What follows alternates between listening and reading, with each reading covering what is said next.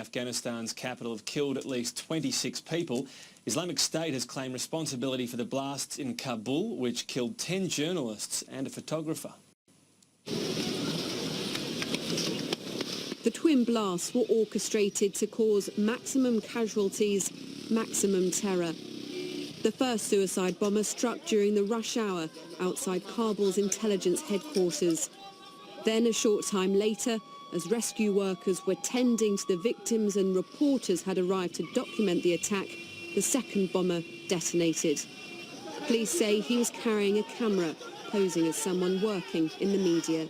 The enemy, posing as a cameraman, detonated his explosives amongst a group of journalists in the area. As a result of the explosion, a number of our journalists and other people who were passers-by and nearby residents who were gathered at the scene were martyred and wounded.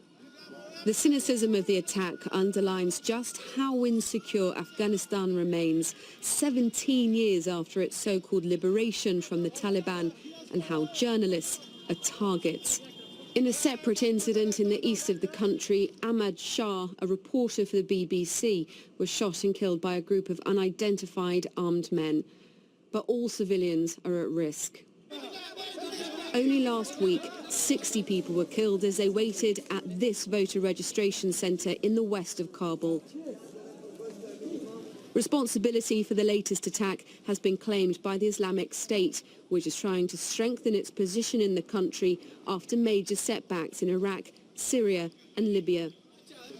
But it is the Taliban that remains the gravest threat. Hundreds of people have been killed in a series of high-profile attacks this year, including this one in January.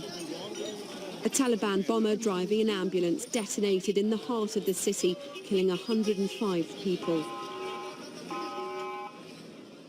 The government offered in February peace talks without preconditions, but it has not stopped the violence. It has already been a very bloody year, and the Taliban's spring offensive has only just begun. Katerina Vitozzi, Sky News.